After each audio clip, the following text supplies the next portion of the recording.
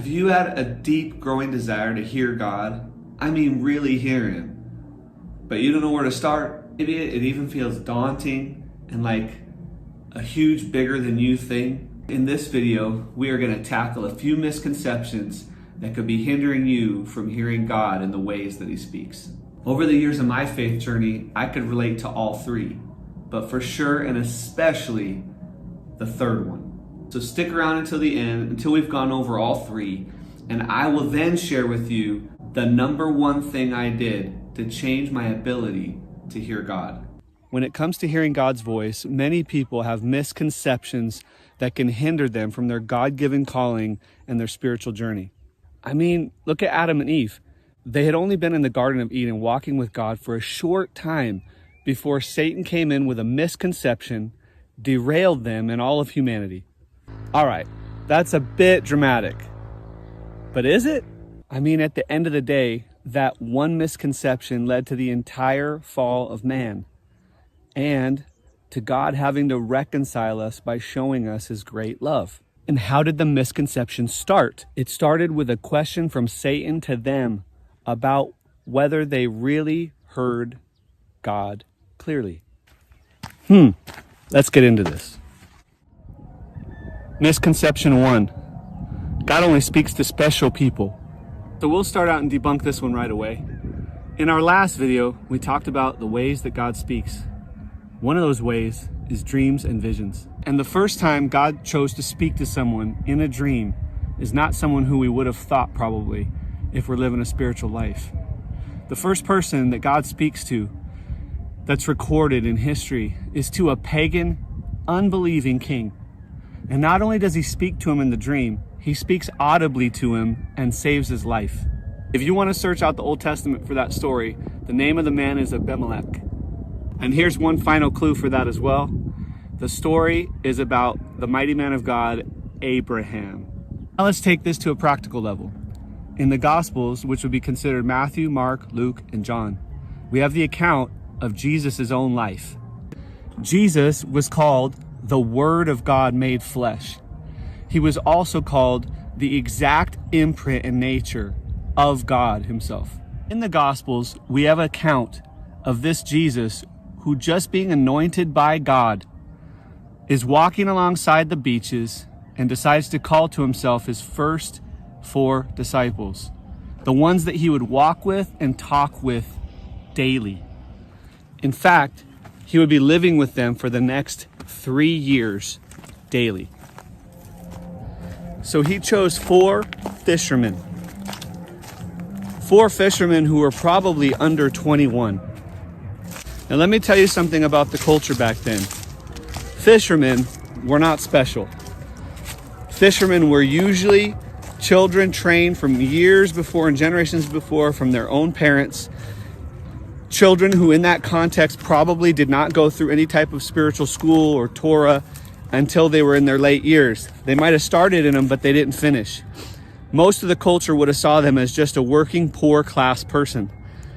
Not exactly your top tier people that you're looking for if you're trying to train them for 3 years. When God chose Moses, he's not someone who we would have considered special. He was actually an outcast slave who from the most powerful country at that time had fallen from celebrity as a murderer. He was a sheep herder. He was well over 50 years old when God chose to speak to him. Well, let's bring it to practical reality. You probably noticed the village behind me, along with the very loud music. That's Chanika Village. The people my family live among are some of the poorest and most illiterate in the entire world. But many of them are hearing God now better than me, and at a level that is hard to believe. All right, so if you believe that this first misconception has hindered you in your walk with God, type number 1 in the comments with some emojis. Misconception number 2, God's voice must be loud and dramatic. Now, though we have examples of God speaking loudly to individuals and groups, it's not the majority of the time. Most everyone that we mentioned in our first walk video heard God as in a regular conversation. In fact, even Adam and Eve in the beginning of the book of Genesis are described as having walked with God in the cool of the day as one does with a friend. And there are no examples of him talking loudly or yelling at them. I have found this to be true in my experience as well. God being soft and tender. I mean, he can show himself strong. He's God. But I don't feel yelled at. The men and women who I have helped from all over to hear God have experienced the same. And he will not be mocked. And God is a God of extreme patience and love, of everlasting love, as the book of Psalms continues to say over and over about him. Misconception 3, I am too sinful for God to speak to me or for me to hear him. Now I'm going to let you into my heart a little bit and tell you this one, like I said earlier, really impacted me for years in my life. Especially my early years, my teens and early 20s, but for years. This one alone, I imagine if I would have got hold of it and really stopped this misconception in my life, I would have heard him even more than I've heard him. I mean, I could really start crying in front of anybody about how many years I feel like I lost, how much time I lost with God over this one. And maybe you can feel this one too. You know, maybe you've gone to God and tried to start praying to him, maybe to ask him to help you with something, and then all of a sudden you're reminded of the things, the sins you've committed in your life. Or maybe the lusts and the temptations that you've given into, or even the unrighteous living that you followed, and you think, I can't share that with him. And then we walk away from our prayer time. We walk away from prayer. You know, the Bible says that not only Satan, but our own souls are at war with our spirit. The truth in all of it is that God already knows. He already knows these things. And he works with truth, not with lies. Let me explain further. In the book of John, chapter 14, Jesus says from his own mouth, I am the way, the truth, and the life. No one comes to the Father except through me. So if we take his way and confess the truth of our heart condition, our emotions, our desires, etc., don't lie about them, then he is good to show us the life, how to live. So the actual solution, the actual best way through this, when we feel this way, is to actually tell him everything, to confess what we're feeling, what we're scared of, what our hurts are, what our temptations are, what our sins are. And then in that truth, he draws near to you. Friends, there are so many ways that we can crush this lie and misconception. But for now, I'm going to leave you with this story. In the Gospel of Luke, in chapter 23, verses 38 through 43, we find this story of Jesus who is just about to die, hanging on a Roman cross in the middle of Jerusalem to die for the sins of the whole world. It starts out saying this: there was also an inscription above him, Jesus, that was reading, "This is the King of the Jews." One of the criminals that were hanging next to him railed at him, saying, "Are you not the Christ? Save yourself and us." But the other criminal next to him rebuked that criminal and said, "Do you not fear God, since you are under the same sentence of condemnation? And we indeed justly, for we are receiving the due rewards for our deeds. But this man, Jesus, has done no wrong." Now, friends, are you ready for this response? And then Jesus said, "Truly, truly, I say to you, today you will be with me in paradise." Anytime you feel the guilt or shame of sin about something, and you feel like you can't talk to God about it, I want you to remember this story.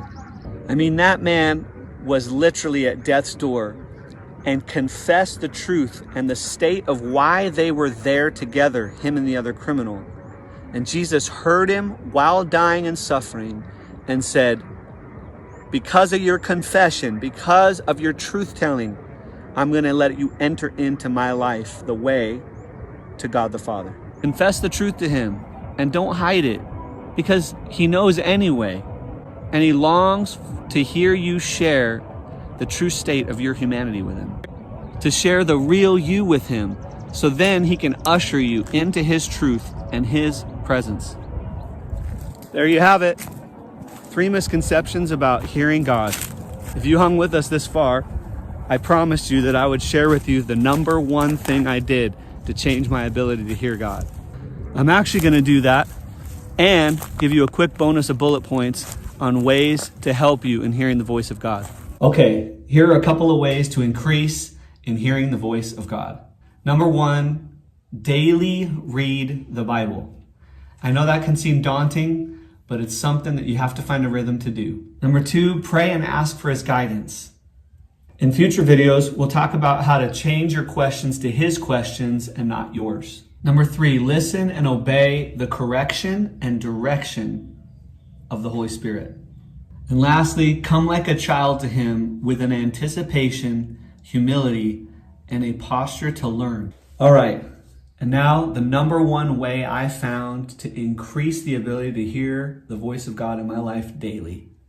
Committing often to be still and not move until he speaks or brings peace. So that means tuning out all other voices. Let me give some examples. Not listening to people on podcasts about everything that I might want to listen to, about hearing the voice of God, about reading the Bible, about prayer, about what scripture means. That meant not going to conferences. Maybe I'm listening to a sermon on Sunday, but I'm taking notes to hear what God's saying to me. Not reading other books. That was a big one for me for many years. Reading other people's books and trying to get what they have to say on things. In other words, tuning out the voice of man completely and only tuning into his. It might be different for anyone on here, but what I did was I spent one entire year like that, where I only read the Bible. Now it got to a point actually where God prompted me at his urging to just read the book of John and start reading just the words of Jesus. You don't have to do that, but that's what I did. I spent the better part of that year in one chapter in the book of John, the first one. And as I did that, it just kept on speaking to me over and over. And I realized how much of the world and other voices I had listened to. Now, I want to say all that with this. There are a lot of good things to listen to. You're watching this video and hopefully I'm helping you right now. But maybe for a season you have to tune me out and do what I'm saying.